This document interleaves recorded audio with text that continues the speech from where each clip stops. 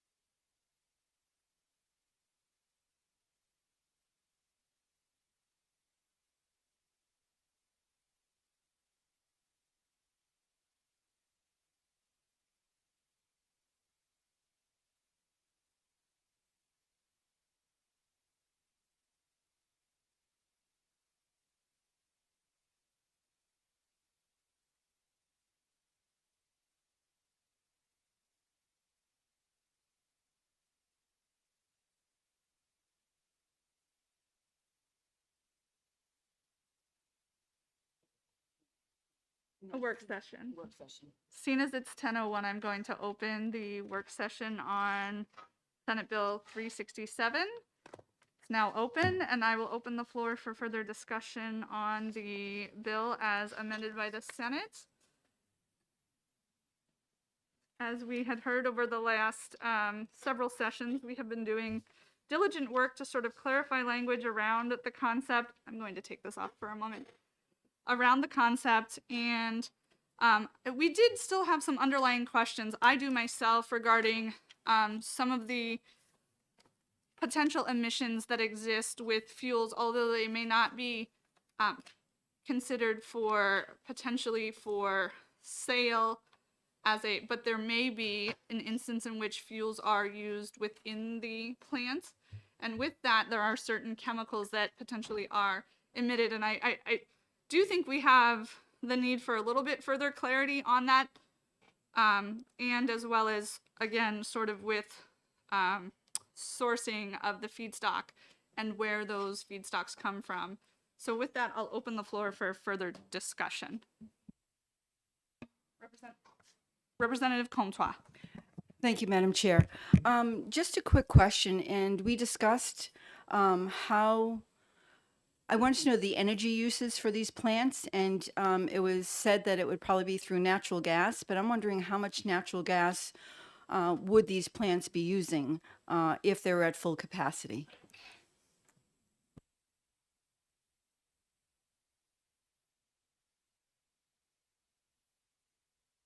Ms. Grimbalis. Oh, come on up to the front, please. Thank you so much.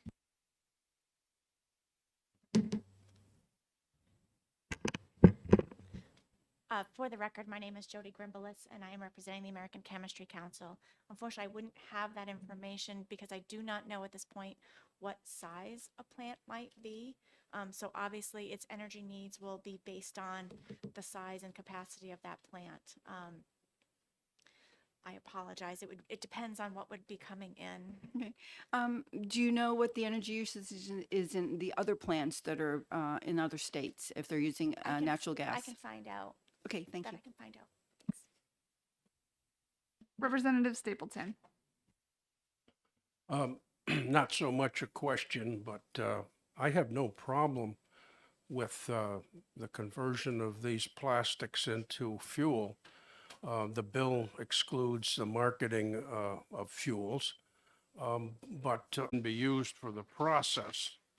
And I'm referring to page 4, line 20, relative to the reporting and the mass of processed material used for fuel, et cetera, as one of the components of reporting that goes to the department. Oh, Just a moment. Are you speaking about potentially other language that might be out there for consideration? No, that's in my amendment. I see.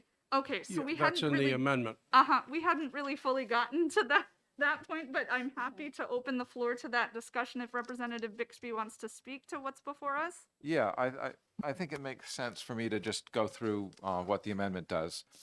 And I will circle back to that, but I think it just makes sense to go through in order to point out what's happening in the amendment. So in Section 1, the legislative purpose and findings, which, by the way, is not legally binding. It is just sort of giving an introduction to what the bill does. But the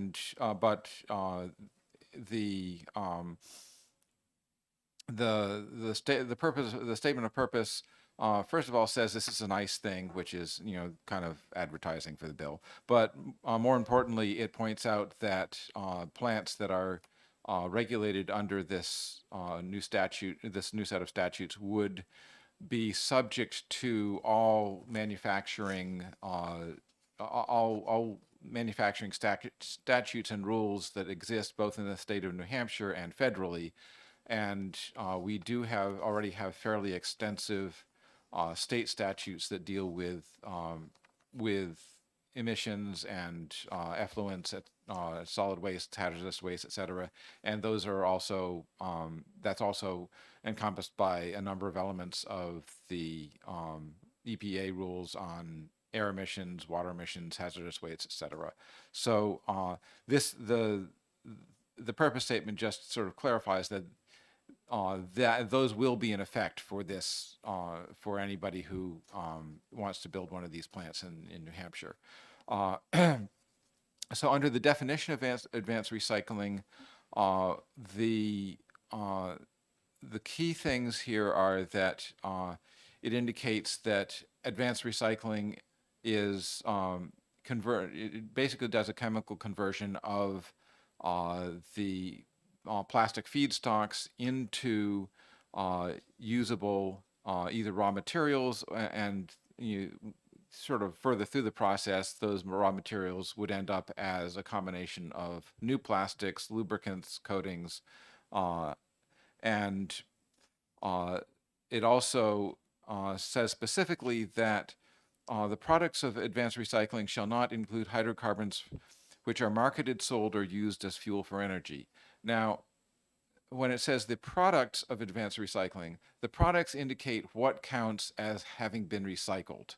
So it is within the realm of possibility that a factory would reuse some of the stuff that comes through the pyrolysis process as fuel to heat their pyrolysis reactor, but they would not be able to count that fuel use as recycling. It would be essentially a part of the amount of material that came in that did not qualify as having been recycled. And in any recycling process, there is always going to be some degree of waste. This would not strictly be waste, but it would essentially be in the same fraction of non-qualified elements that would as waste. So, and then that gets clarified as Representative Stapleton noted towards the end of the bill. And then the advanced recycling facility is essentially the same as it was in the Senate version. The definition of certified waste-derived product is essentially the same as it was in the Senate version. The solid waste depolymerization is clarified to basically indicate that the products of depolymerization are essentially raw materials and chemicals that could be used, but for further use, but the actual process yields raw materials. Gasification is similarly clarified so that what gasification yields is raw materials. And post-use polymer has been modified slightly. So one of the things I realized in terms of the way that post-use polymer was used in the Senate version would have meant that any post-use polymer, like number 1 and 2 bottles that ended up in mechanical recycling would be excluded from the definition of post-use polymer, but in fact those things really are post-use polymers. So we don't want to have something in statute that's getting in the way of existing mechanical recycling. So that's the main thing I did was I added that it could be used as feedstock for either mechanical or chemical recycling.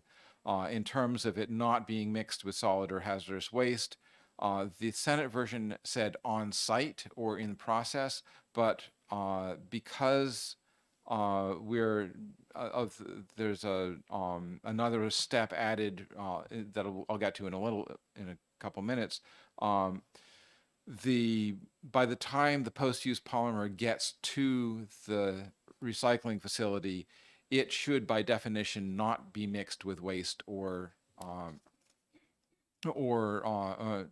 solid waste or hazardous waste. So, and having a definition of post-use polymer that doesn't include the on-site part is important because we have the aggregators who are producing that. They need to be able to produce it before it's on site. Okay, so the next section is the post-use polymer aggregator, which is a new addition which responds to some of the information we got last week. And this is a facility that collects, sorts, cleans plastic waste suitable for advanced recycling and provides the feedstock to mechanical or advanced recycling facilities. So this could be, that feedstock needs to meet the definition of post-use polymer, and I'm saying the department should make rules about how exactly this is managed. One thing that I see as a shortcoming of this whole amendment is I haven't had a chance to check back with DES to make sure that I've gotten the language that's giving them their orders correct. So that's something that could probably be dealt with in a floor amendment if I manage to get to talk to them this week. What, in terms of what a post-use polymer aggregator does, it could be or does, basically right now, Northeast Resource Recovery collects plastics for mechanical recycling and ships them to wherever there's a market for them and gets the best price they can. They could qualify as one of these post-use polymer aggregators, and they could also collect plastics with a wider range of types of plastics and provide them to advanced recycling facilities. The other is something like Hannaford, where they bundle up a lot of their filmy plastic and send that down to the Trex plant in North Carolina. They could get a permit from the DES and then provide that filmy plastic to an advanced recycler in New Hampshire if there were one. Did you have a question? I did. So on line 32 of that potentially suggested language Yep. on page 2, so it seems to me that there is a wide range of facilities that could then be considered these post-use aggregators. And you're naming potentially grocers to an independent nonprofit, to many other facilities, I guess. And my question is, does that require some sort of dual, if you're having a grocer then be considered an aggregator, is there some sort of conflict with that? Or I guess that's what I'm asking. No, they should. Permits can be issued to any any operation so basically this is just another permit that DES would oversee, And there are many, most companies have multiple permits that they are required to have that oversee what the various sorts of things they do. Thank you. Representative Contois. Thank you, Madam Chair. Representative Bixby, when you talk about Hannaford's becoming a post-use aggregator, now would they have to be under the solid waste division? Because the aggregators have to be registered with the Department of Environmental Services. So would this be something else that Hannaford would have to do? Yes, anybody who wanted to sell directly to a recycling facility would have to get this permit. If someone wanted to sell to if someone were to sell to an aggregator, so if Hannaford didn't want to deal with this themselves, they could sell their stuff to an aggregator who would then take it, who has a permit. So that in that case, they wouldn't need to be permitted. Thank you, Madam Chair, and thank you, Representative. So I see a conflict kind of like with when we talk about a Hannaford's or something like that, that they would probably have to sell to a post-use aggregator because I don't know if they want to get into the business of solid waste. And what would the cost be to them if they had to do that? I do not know. That is one of the things that I have not had a chance to talk to DES about, and so that is one of the things that would have to be dealt with in a floor minute. Representative Kaplan. Thanks for taking my question. Representative Bixby, I've got a question about the definition of in your amendment, the definition of the advanced recycling products. It says the recycled products. Oh, where are you at? Line 21. Thank Yeah, I mean, you said that this definition indicates that these are the products that wouldn't be recycled, but I'm not sure I see it where it says that. How does it indicate that these products would only be Right. used for, and doesn't that leave wiggle room for the facility to create products that might suit their business model, but might not be considered recycling per se? I'm not quite sure where. Are you on page 1? Yeah, page 1.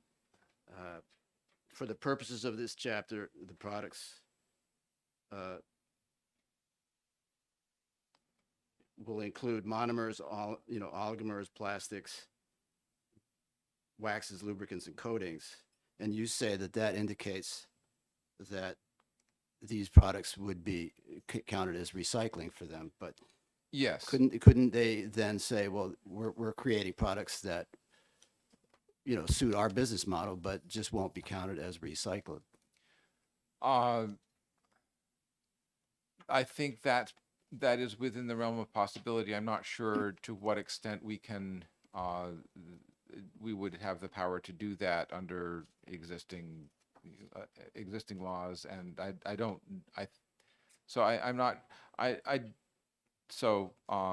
conceivably they could, although this list of here is a pretty big laundry list, so that's pretty much everything that would conceivably be coming out of a pyrolysis reactor or a gasification reactor. I also have questions about the wording where it says for the purposes of this chapter. I'm not sure why that's in there. It seems like it sort of gives them a loophole to run around and say, well, it's, we're doing this, but it's not for the purposes of this chapter per se. Okay, so the phrase "for the purposes of this chapter" is it essentially that's a fairly standard way of saying that, and so sometimes a word is used in law that has a fairly specific meaning, and if you just go with the general Merriam's dictionary meaning of that word, you're going to come out with something that doesn't make sense, and or if you define something in one place in law and then there's a completely unrelated statute where you run into a similar word, then that could create a conflict. So by putting in the phrase "for the purposes of this chapter," it narrows the scope of where that definition is going to be valid. Now, it might be that we need to add that definition in if there are going to be other chapters that are going to be also governing what's going on, advanced recycling. We may need to look at sort of including the definition in those other chapters as well. But that's something I need to find out from DES. I don't know if this is going to be sufficiently global to cover what DES needs to regulate. But the main idea is that this definition has to do with specifically with the statute that is going to be governing these operations. Thank you. Did I see another hand? Representative Comtois? Thank you, Madam Chair. Thank you, Representative. So on going with what Representative Kaplan was talking about on page 1, line 25, it says that shall not include, for the purpose of this chapter, shall not include hydrocarbons which are marketed, sold, or used as fuel energy. So they Yes. cannot. So if I go over here on page 4, and it talks about recycling rates advanced shall report the mass use of polymer and the mass process used for fuel for the department. Now, we've heard that some of these plants are using fuel, the recyclable fuel, to help generate the energy at their plants. Would this prohibit that? No, it would not. That is specifically when it says the products are of advanced recycling, it won't count as recycling. It's a product of pyrolysis. It is not a product of advanced recycling. Representative Stapleton. Thank you, Madam Chair. Yeah, we appreciate that clarification. But if any changes were going to be made further, I would recommend that some specific wording be included that the material could be used to fuel the plant or the process, to remove the questions, because we've already had a couple of questions on that, which you've clarified, but to make the law clear to avoid further discrepancy, a change to permit the use of the fuel stocks for process and plant would be helpful. I want to go back to the aggregator for just a moment. We talked about the example of Hannaford, with their plastic products and wraps going into the process. But why should they have to have a permit? They're not drawing from outside other stocks, and they could sell to a licensed aggregator. Why would they need a permit if they were going to sell to the licensed aggregator? We're putting a burden on people with permitting every time somebody handles a piece of plastic. I don't think that's appropriate. So the idea here is that whatever plastic gets considered post-use polymer when it's delivered to the advanced recycling plant needs to be essentially certified as being an acceptable post-use polymer, not mixed with trash, etc. So in order to make sure that anybody who is delivering to a post-use to an advanced recycling facility is in fact delivering the appropriate essentially product of the materials recovery, there needs to be a permit in order to make sure that they know what they're doing. And I would envision that this would not be a particularly onerous or expensive permitting process. It's not on the same level as, say, putting up a landfill or something. It is just making sure that whoever is doing this has the infrastructure capacity to do it correctly. Right. Follow up?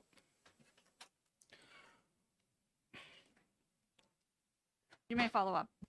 All right, that clarifies it. So if Hannaford or any other large business or corporation is dealing directly to the plant, then they need to be permitted so that the type of material is is known and certified.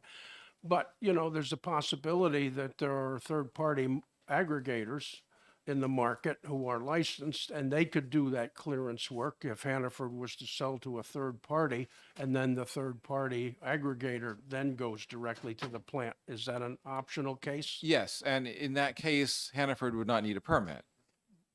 And they might decide that's a simpler route to take. Thank you. So, Representative, it looks like we're running a little bit short. I just want to point out, Representative Bixby, just sure. 1 second, please. Representative Bolden? Yeah, I was actually just gonna ask, do we have a kind of a deadline for this? And I think we need to exec this before 10:30. Is that correct? Should we move into Correct. that, or? I'd like to just briefly take a moment among the subcommittee members only to sort of have a brief discussion about where we want to go with things. If you feel like we are, in the last 5 minutes, going to bump up against time, I can recess this at 30 after. The chairman can open and recess the other hearing, and we could finish our business quickly. But let's see where we get to having this discussion briefly among the subcommittee members. Representative Bolden. Thank you, Madam Chair. I looked at the amendment. I still have a lot of questions, and I received a lot of emails on this bill, and I tried to do some independent research, and most of the, actually all of the information that I found about advanced recycling was really from the industry. I didn't see a lot of independent science, so I think we really need to study this further. That's kind of the direction that I would want to go personally. So I wouldn't support the amendment personally at this point. Okay, thank you. Representative Stapleton? I'm perfectly comfortable. It seems like we split hairs here, but I could see the importance of making distinguish between recycling and the marketable materials, and it looks like we've got it covered in great detail. I'm fully satisfied with the way this amendment was constructed. Thank you. Representative Comtois? Thank you, Madam Chair. So my thoughts is that I think that advanced recycling is a positive. However, I don't know, I guess my question is if we took a little bit more time and just reintroduce this in a cleaner form for it to come back. So I'm really torn. Just going to throw that out there. Representative Kaplan? Yeah, I think we've gone a long way towards crafting a good piece of legislation, given what we've known so far and our time constraints. The problem is I don't think we have had enough time, and I don't think we've done the detailed analysis that something like this really deserves. I mean, this might be a good thing. It might be a good thing for our state's priorities in terms of solid waste management, and we want to balance that with the interests of the business to have a fair regulatory framework. And I understand that that's something that's also a priority, but we need to balance those two. And it's not an easy thing to do. Whenever we contemplate something like a bottle bill or composting or something like that, we do a detailed analysis, a thorough analysis before we move forward. And I think that's what we need to do with this. So I'm for interim for a study. Thank you. In the interest of time, I am going to, Chairman, put this in this subcommittee work session into a brief recess, and then I will have Chairman Pearl come forward and do the things that Chairman Pearl needs to do. So this SB 367 stands in recess for a few moments. Thank you. Thank you. It is 10:30, so I'm going to quickly open the House Bill 368, and I'm going to immediately put it into recess until 10:45. So I will turn the floor back over to you and give you 15 more minutes to wrap up, but we are going to have to be done and moving by 10:45. I understand. Thank you, Mr. Chair. Thank you. Thank you. And with that, I will reopen the hearing, or the subcommittee work session on SB 367. It is now open, and I will defer to the members of the Solid Waste Subcommittee. Representative Comtois.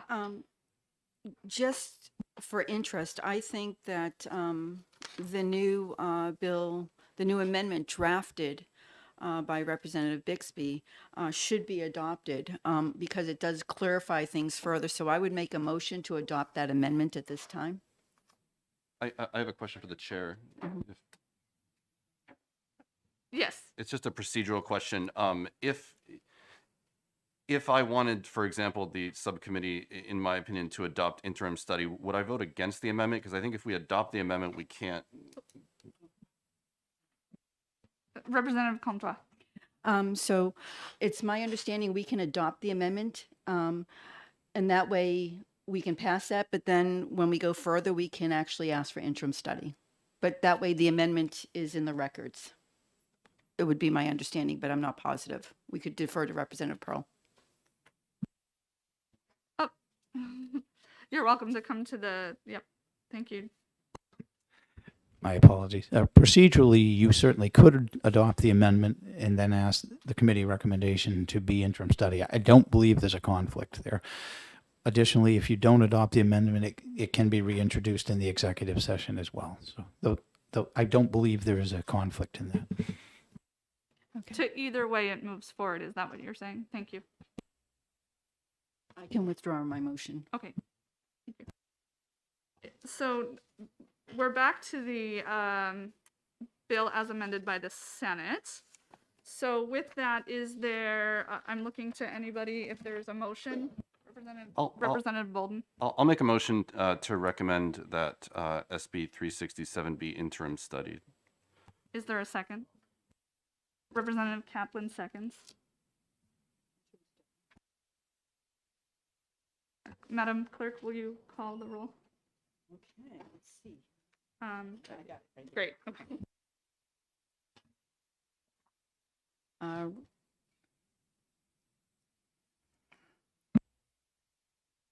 think you can leave me last. Okay.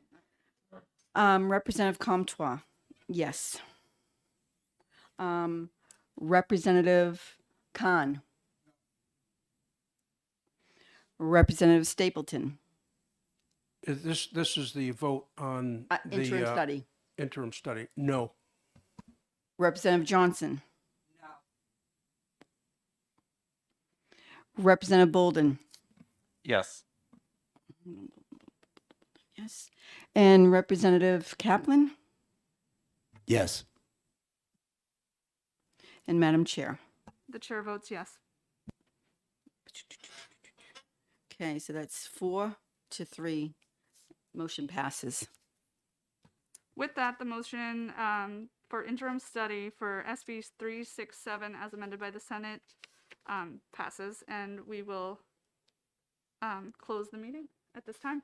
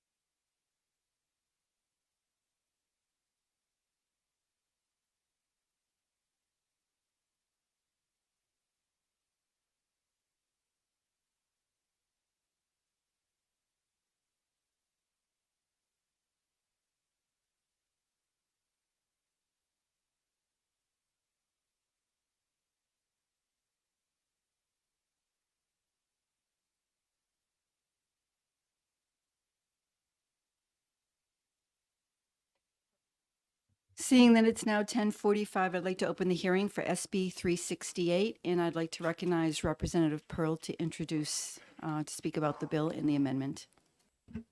Thank you, Madam Chair. For the record, my name is Representative Howard Pearl from Merrimack 26. And I am here today to introduce the non-germane amendment 2022-1674H, which is an amendment to Senate Bill 368. Excuse me.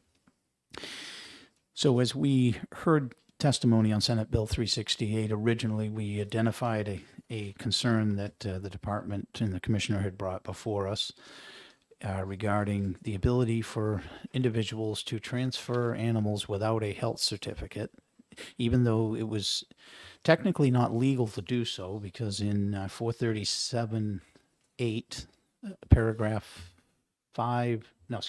6 under current statute, it says that no person shall transfer without a health certificate unless they have an exception. But what's been happening is there was no teeth to enforce the law. There was no penalty clause in 437(10). I don't know exactly the history of how that was eliminated, but it appears originally 437(10), which is the penalty portion, says any pet vendor who transfers live animals. It doesn't include anyone else who's not a pet vendor. So what this amendment does is Section 1 and 2 is the original bill in 368, and Section 3 adds the language in 437(10), which says any person who transfers ownership of a live dog, cat, or ferret without an official certificate of transfer, or any pet vendor, and it then makes them subject to a misdemeanor, and misdemeanor is in current law for the pet vendors, and we will be adding the language on the end, and may be subject to an administrative fine levied by the commissioner not to exceed $1,000 for each violation. And additionally, in Amendment 1674, Section 4 and Section 5, we had put the new paragraph in 437(8), saying no person, firm, corporation, or other entity shall transfer ownership of a dog, cat, or ferret without an official health certificate. And the reason that Section 5 is there is because we had made a change last year when we put the database bill, changing health certificate to official certificate of transfer. So that's why you see duplicate language in Section 4 and 5 of the bill, of the amendment, excuse me. But what we realized in conversations since I drafted this amendment, spoken with the commissioner and with other members, and we've figured out that this was already currently in statute in 437(8), Section 6 or 7, depending on which version you're looking at, and that's where the confusion comes in, because the database version moved it to Section 7. The original language statute has it in Section 6. So that's why you see it listed twice, and that's where some confusion was coming in. And we figured out through my conversations with OLS and with the commissioner that we really don't need Section 4 and 5 because it's already in statute in 437(8). So what I've done is I've drafted a new amendment, which is Amendment 1780H, which I handed out to all of you today, which is the exact same amendment as the original one, except we eliminated Section 4 and 5 because we realized we didn't need them. So it cleans it up and makes it leaves the current statute in place where it was already required for anybody to have a health certificate. And this just puts in a penalty phase in Section 3, Action 3 of the bill, so that anyone who does violate the current statute now is subject to the same thing that the pet vendors have been subject to. So it basically levels the playing field for every person who's transferring an animal. So that's the quick description of what's happening with this amendment, and I'm certainly welcome to take any questions and answer any further questions if I haven't explained it thoroughly enough. Thank you, Representative, for taking a question. And you may not be able to answer this, and this may be for the commissioner, but even though everyone is legally required to get a health certificate to transfer one of these animals, most of the public is not educated in that. what is going to be, what are we going to be doing to educate the public so that they're not subject to these fines? So with my, I'll answer it the best I can, and if you want a further explanation, then I'll certainly, the commissioner has made himself available to answer, and I'll let him answer that after if you'd like. In my conversations with the commissioner, this is an area where that it is currently in statute, and what they're looking to do is have some enforcement action if they feel it's necessary. You know, it says that they may be subject to an administrative fine levied by the commissioner not to exceed $1,000 for each violation. They're not going to go on any heated hunt for you giving your dog to your son any more than they ever have been. The statute's going to remain the same. The language is the same on this. This just gives them some ability to enforce what we already have in statute.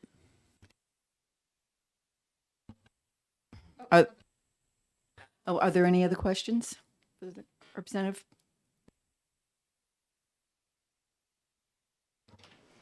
Seeing none.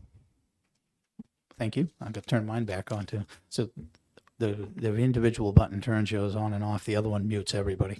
And I thank you for filling in.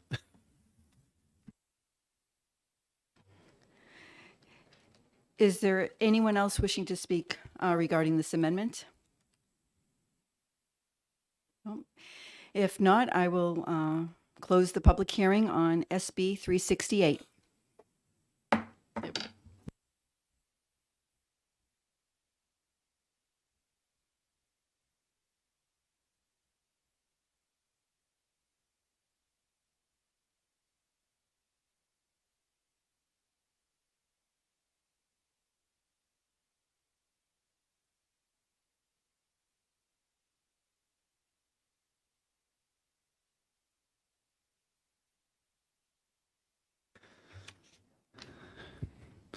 Okay, I'm going to open up an executive session, and since we're still fresh on Senate Bill 368, we'll start with that one. We have two bills to exec. So we'll start with Senate Bill 368, and I will move Senate Bill 368 ought to pass, and I will offer amendment gotta make sure I got the right one. 2022-1780H. Is there a second? I will second that. Okay, so we have a motion and a second on amendment 2022-1780H for Senate Bill 368. And I'll recognize myself to speak briefly. As I just explained in the hearing, this cleaned up a loophole that was in the original bill. There is one other piece that we had changed in the original bill, but actually I guess I got to stay. Nope, that is in the amendment. We also capped the revolving fund at $75,000. My apologies, I forgot to mention that in my earlier testimony on the amendment. So that's in section 1, line 17. And so this will only allow the commissioner to draw up to $75,000 a year out for the hearing officer position. And we did that to address some concerns that we had had from some folks that they felt like they were potentially opening up a situation where the department could go after new fines with this hearing officer by, basically creating a bounty system. And this will take care of that, because the fees that they currently receive are far in excess of $75,000. So there would be no advantage for them to be chasing any new ones. Representative Bixby. Yes. So what we have before us now seems to be a fairly simple and straightforward bill that I hope we can all support. How we got here was not simple and straightforward, and I'd really like to thank Representative Pearl for the hard work he's done in terms of orchestrating all the various ins and outs that got us here. You're welcome. Any further comments from the committee? Representative Stapleton. I second that thought and emotion. I'm appreciative of the work that was done and can fully support this bill. Thank you. Anyone else? All right, seeing none, I'm going to ask the clerk to call the roll on ought to pass on the amendment 1780H. Representative Lascelles. Yes. Representative Comtois, yes. Representative Khan. Yes. Representative Davis is not here. Representative Stapleton. Yes. Representative Johnson. Yes. Missed one. Representative Spillane. Yes. Representative Sanborn. Yes. Representative Bixby. Yes. Representative Sofakidis. Yes. Representative Bolden. Yes. Representative Dutsey. Yes. Representative Murray. Yes. Representative Von Plinsky. Yes. Representative Kaplan. Yes. Representative Woods. Yes. Mr. Chair, Yes.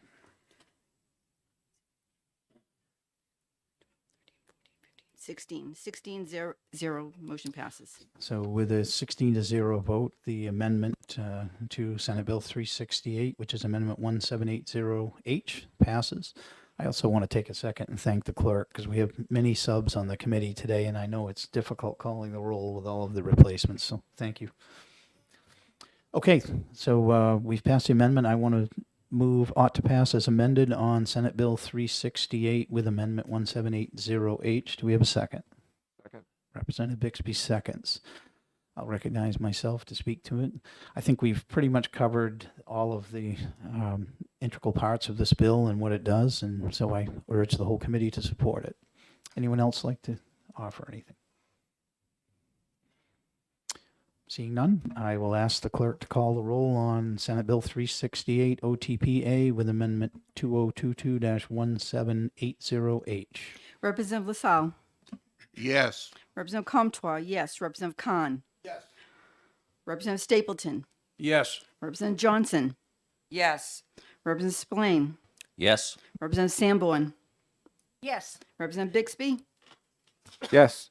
Representative Sofakidis. Yes. Representative Bolden. Yes. Representative Dutsey. Yes. Representative Murray. Yes. Representative Von Plinsky.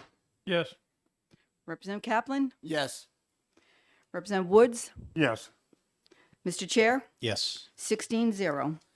With a vote of 16-0, the amendment, Senate Bill 368 passes as amended. Can we put this on consent calendar? I think so, because there's no appropriation. I believe we can, so. Yeah.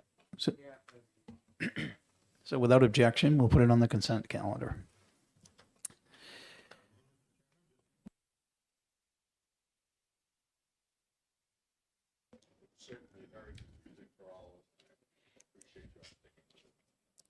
Well, thank you, Commissioner. We appreciate all of your work as well. All right. Thank you for what you do.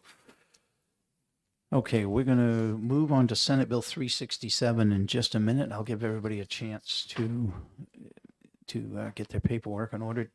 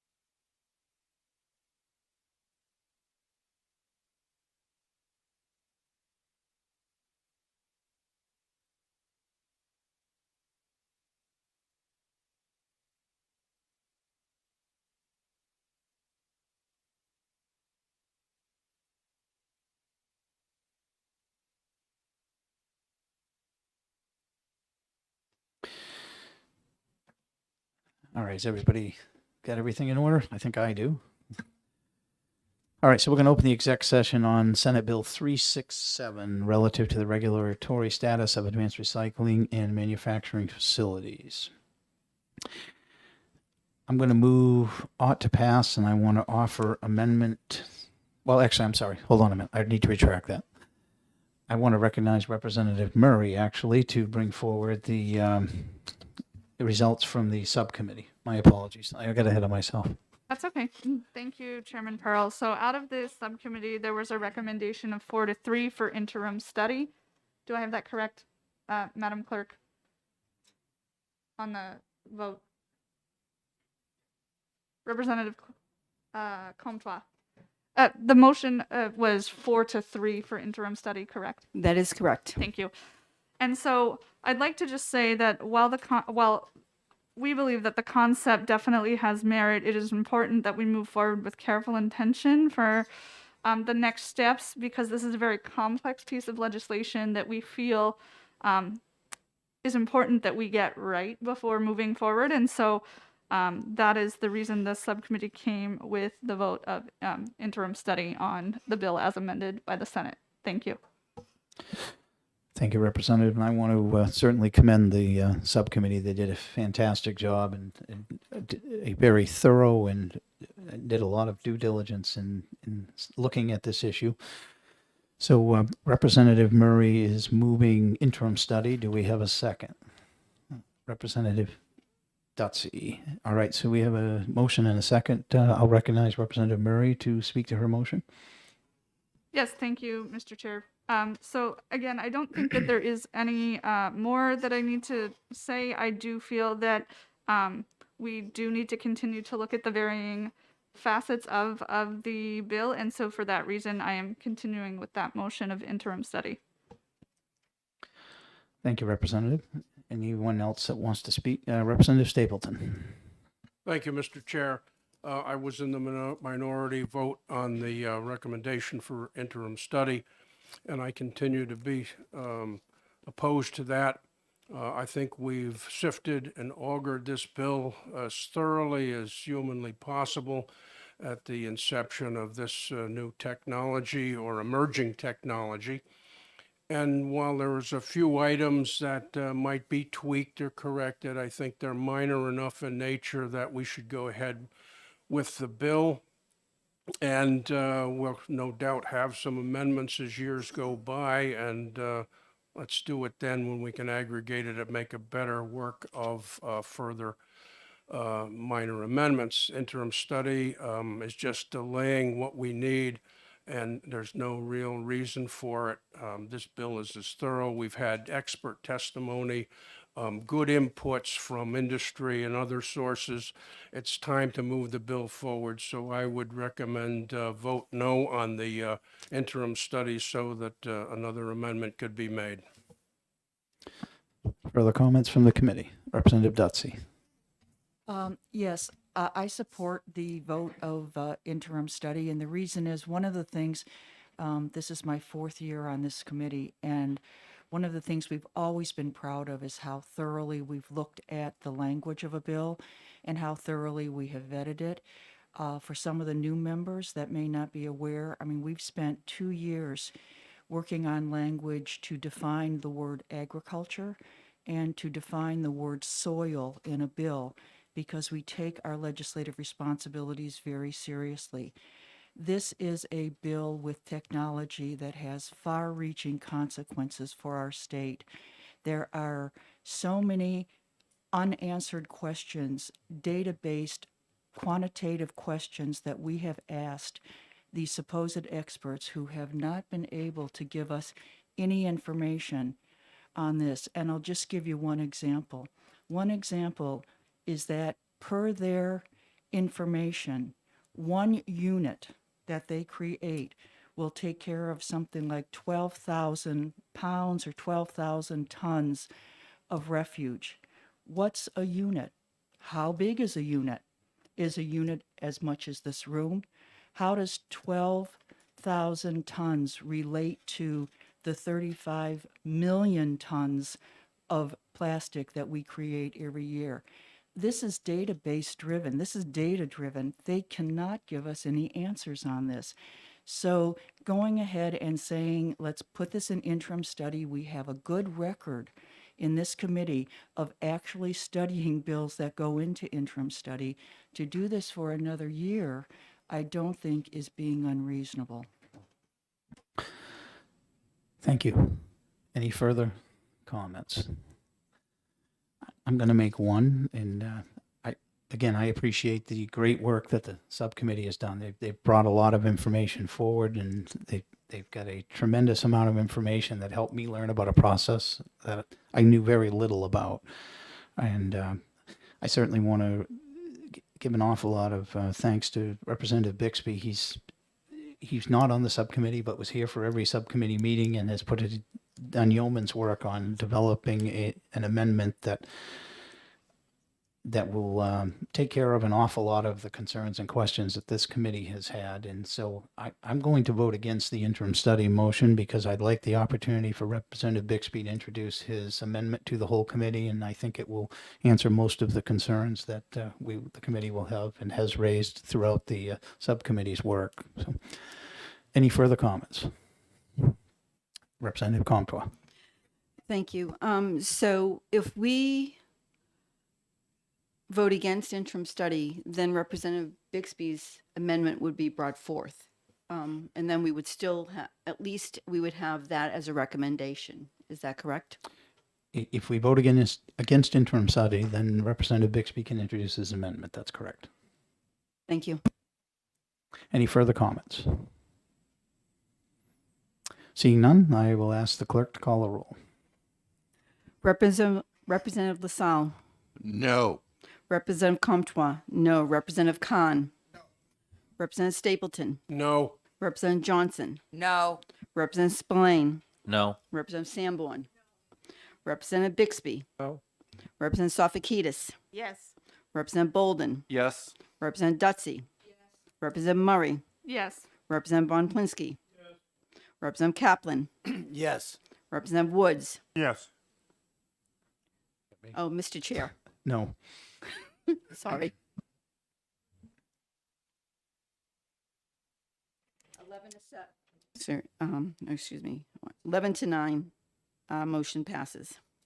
Motion fails. Apologize. So with 11 voting no and 9 voting yes, then interim study fails.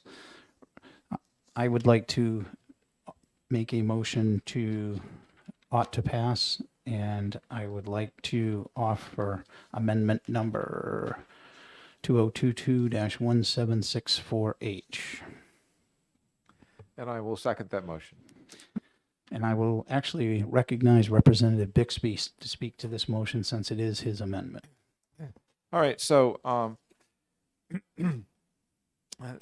in looking at the what we got from the Senate, there were a number of deficiencies which I have strived to address. I will say this with the caveat that some of the changes in this bill have not been run by DES yet, and I hope to do that within the next week so that there may be a floor amendment to resolve a few minor things that have not been entirely ironed out. But I think some of the key things that the amendment does is it adds a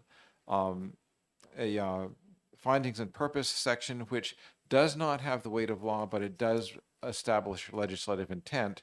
And the key part of this is that it emphasizes that any advanced recycling facility would be subject to all state and federal laws having to do with clean air, clean water, waste, and land use. This bill does not remove these facilities from regulation. It just makes sure that they are regulated as manufacturers as opposed to being solid waste facilities. The next change in that the amendment makes is in the definition of advanced recycling. And there was some concern that the way that the bill came to us from the Senate, they could just be using these plants to turn plastic into fuel. And so what the addition to what this amendment does in that section is clarify that for the purposes of this chapter, products of advanced recycling shall not include hydrocarbons which are marketed, sold, or used as fuel for energy. Just a clarifying thing there. That means that if there's a use for fuel, it would not count as recycling. So a plant would be able to use some of the product of pyrolysis, for example, as a way to fuel their reactors, but that would be essentially in the same category as far as recycling is concerned as product process waste as opposed to product produced. So it would not count towards their recycling goals. Um,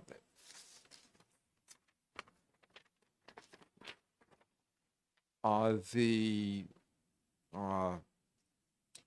I made some small changes to the various definitions of various processes to clarify that what comes out of the various processes that they list, such as pyrolysis, gasification, depolymerization, is essentially raw material. It is not finished product.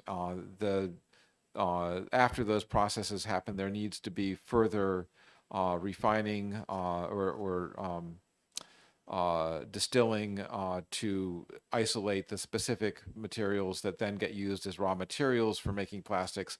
Those plastics or lubricants or waxes could be also made within the facility, but just the processes that break down the plastic are different from the processes that make new plastic is the point of making those changes. A minor change to the definition of post-use polymer. It says that it's not mixed with solid waste or hazardous waste. The bill, as it came to us, said on site or in the process, but because we've added a section about post-use polymer aggregators, that there needs to be a definition of post-use polymer that is what that aggregator produces, and then the on-site would part of that would be essentially a conflict with the idea of the aggregator. The post-use polymer aggregator is is basically some entity that has a permit to collect plastics and sort them, clean them, and provide them in a ready-to-use form to the advanced recycling facility or to a mechanical recycling facility. And that putting that additional entity in there makes it possible to specify at what point the plastic ceases to be considered solid waste and starts to be considered a product that is, or a feedstock that is used by the advanced recyclers. So once the aggregator has processed the plastics to the specifications of the advanced recycler, they are then considered not solid waste.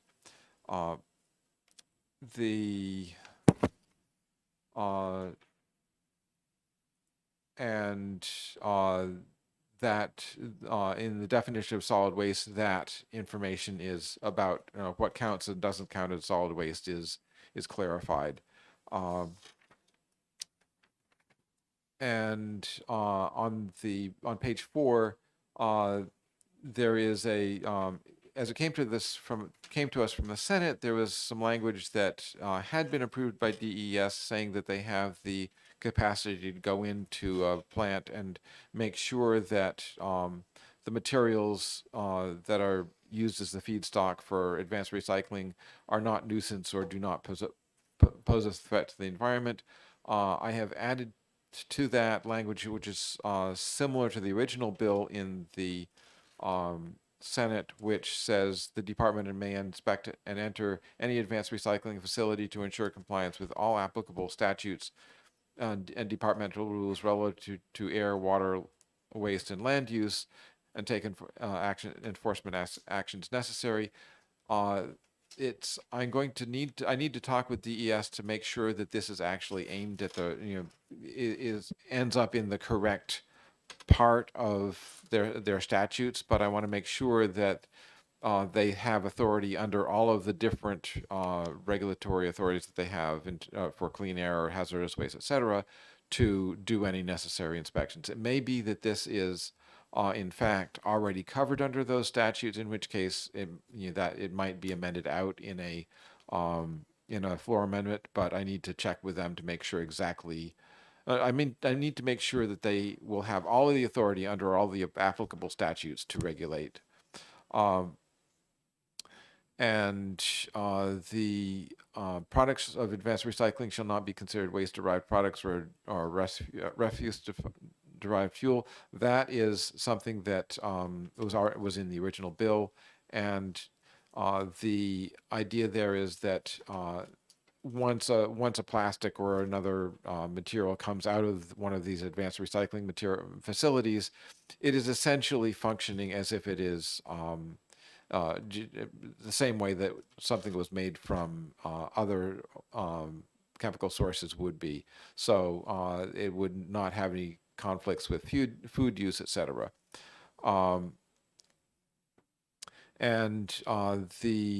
Senate had a phrase about advanced recycling facilities shall, I think it was something like emphasize using post-use polymers from recovered feedstocks generated within the state, and we have strengthened that to make it a priority rather than just a suggestion. Then reporting for solid waste reduction goals. This is something in terms of the exact phrasing I need to check with DES. It might need some tweaking, but the key thing here is that there are various things that come out of the processes like pyrolysis or gasification. And so if it's being done right, then the largest fraction of that, roughly 80%, one hopes, is recycled product, which would be chemical, which would essentially be the chemicals that can then be turned into new plastics. It is conceivable that those chemicals can be used as fuel, and what this section does is it makes sure that no residual material and no material used as used for fuel would count as part of the recycling goals. That would count essentially in the waste category. And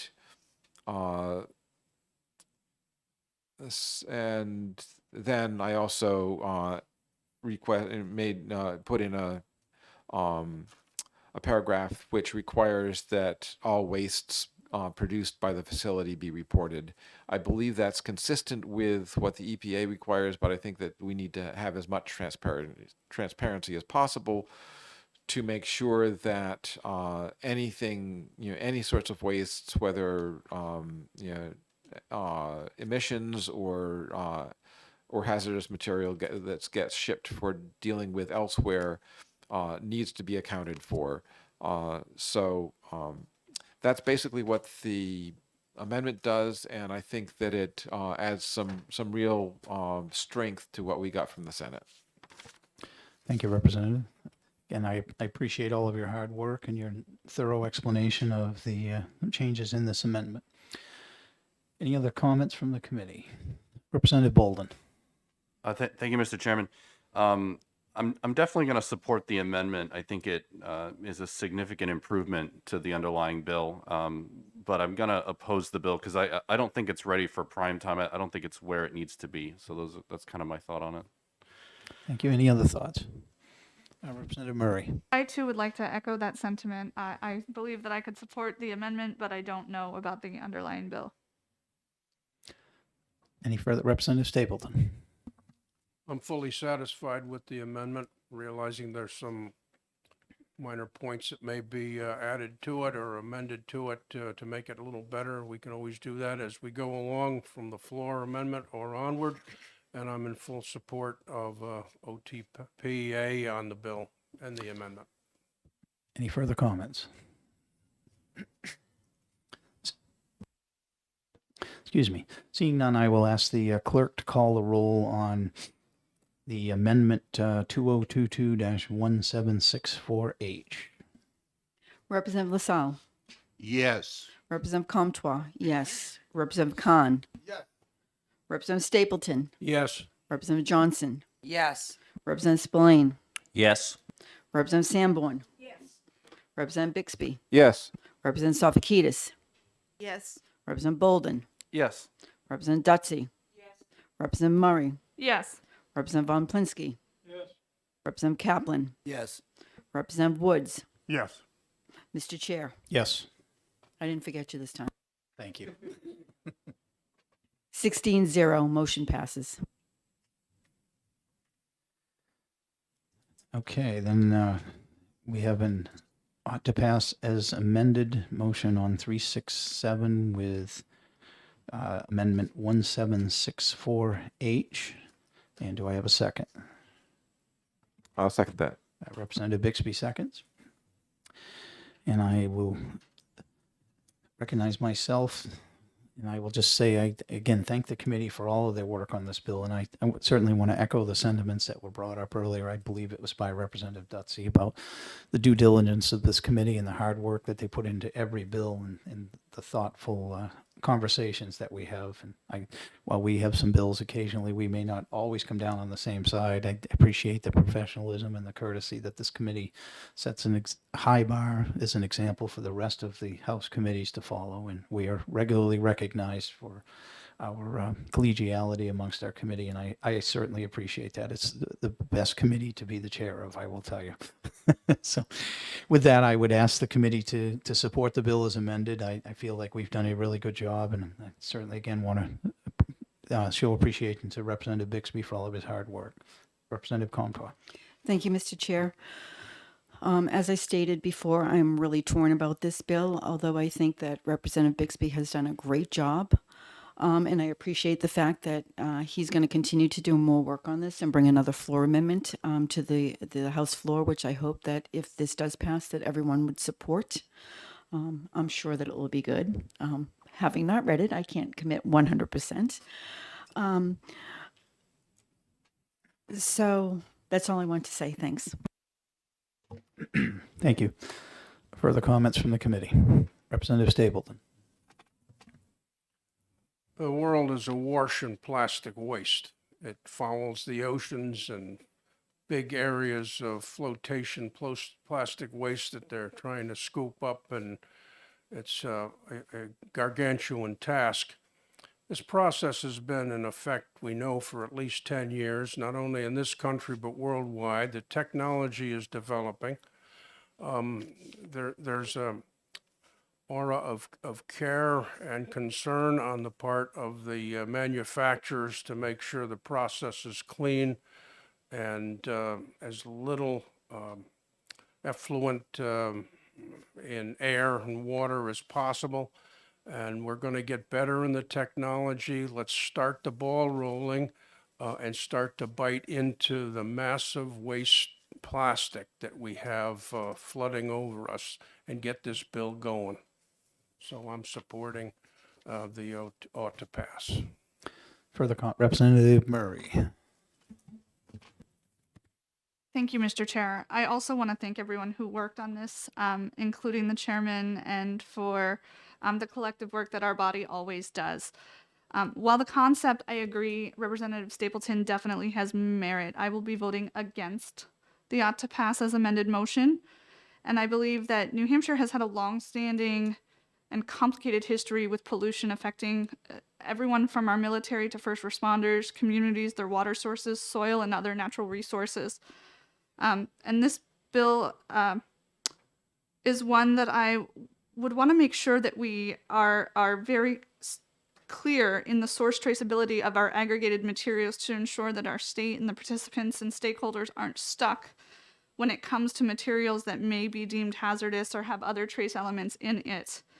And so with that, it should also be noted that we currently don't have a materials recovery facility in the state, and I'm unsure at this point if the intersection of the aggregation and MRFs might be conflicted in statute with one another. So I definitely will be voting no, but I thank everyone who has worked on this because I do think that with the appropriate amount of time, we can get to a place where all of my concerns and maybe those of others would be ameliorated. So I thank you.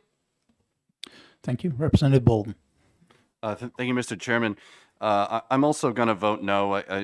There's apparently there might be a floor amendment, and if that's the case, I'll decide in the moment. But I can't support what we have in front of us today. Representative Dutsey.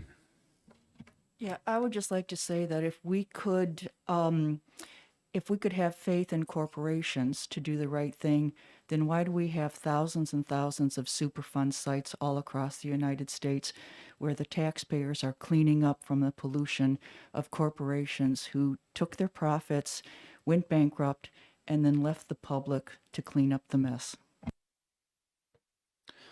Further comments from the committee? All right, seeing none, I will ask the clerk to call the roll on Senate Bill 367 OTPA with Amendment 1764H. Representative LaSalle, Yes. Representative Comtois. Yes. Representative Khan. Yes. Representative Stapleton. Yes. Representative Johnson. Yes. Representative Spillane. Yes. Representative Sanborn. Yes. Representative Bixby. Yes. Representative Sofakidis. No. Representative Bolden. No. Representative Dutsey. No. Representative Murray. No. Representative Von Plinsky. No. Representative Kaplan. No. Representative Woods. No. Mr. Chair, Yes. 9-7. Motion passes. Okay, with a vote of 9-7, the OTPA passes. We doing a minority report? Will there be a minority report? Representative Murray will write the minority, and I will take the majority blurb. Okay, hey, that's our last bill. We've done it. I really want to thank the committee. I really do. I meant what I said, and we have an excellent committee. Representative Bixby, did you? Yeah, I'd like to just echo the how proud I am of this committee and how well we work together. And I was wondering if I haven't talked to Howard about this already yet, so I'm wondering if we could have something like a committee picnic or something like that. And he has a really nice place out in Loudon. We maybe could use that. I feel like I just was set up to offer my farm for a committee picnic this summer. You were. Would the committee like to do something like that? Would people be in favor of it over the summer? I know we kind of all have difficult schedules, myself included. As you know, my day job is farming, and sometimes it is a challenge, but we could certainly look for a time if the committee would like to entertain that idea. Is that yes? Well, That even sounds like a good idea. even the substitutes would like to. Yeah. All right. So, well, what I'll do then is. Mr. Chairman, Yes, go ahead. as a child of a farm, might I suggest that you have this picnic at a time when you're baling hay, and that you issue gloves and make use of people? It could be like a working farm, picnic. I'll pass. Well, if it's going to be true to life, you won't get any gloves. I'm sorry. We just toughen up and deal with it. So anyway, well, no, listen, I appreciate that. I'll send an email around to the committee then, and we'll look to see if we can find a common time. I know it's going to be a challenge because we do have a lot of vacation things and folks do in the summer, and I certainly appreciate that. But I would say probably a mid-July or early July, something like that might work on my end. I kind of have to fit it between the seasons as we're rolling, but I will send something around, and perhaps we can all, give some feedback as to what availability would be on that. So beyond that, I don't think we have anything else, unless Bixby, have I forgotten anything? Not at the moment. There's another thing that's kind of coming up, but it won't be until the fall. Is Representative Aaron and I are going to be discussing with the folks at UNH about possibly a tour of the greenhouses and Woodman Farm and the veterinary pathology lab. That's right. So there's one final thing we're going to have happen here as a committee. We have one of the groups that's in here very regularly doing presenting testimony on bills, and we certainly appreciate all that do. But the dog owners of the Granite State have had a custom painting of our state dog. And Angela, if you want to come up, and Angela Ferrari is the going to represent the dog owners of the Granite State, and she has a gift that she wants to present to the full committee. And I'll yield the floor to you for a moment if you want to speak to it. Thank you all. I just wanted to take this opportunity to provide this for all of the hard work that you all have always done on behalf of the animals and pet owners in New Hampshire. I'll let Chairman Pearl open this for you guys. Sunday is also Purebred Dog Day, so we're kind of aligned with that, although we didn't want to ask you to come in on Sunday. A few years ago, we did have Meet the Breeds on the state lawn. With COVID, we haven't been able to do that for a few years, and we're hoping to get that back up and running here in the future, but wanted to take this opportunity to present a painting that you would hopefully be able to hang here in the room in honor of all your hard work. Thank you very much. Thank you. Was it tape shut? Oh, No. You've got it open. All right. I had to peek at it. I won't need a knife though. You just pull up that. All right. So maybe I'll still get it open.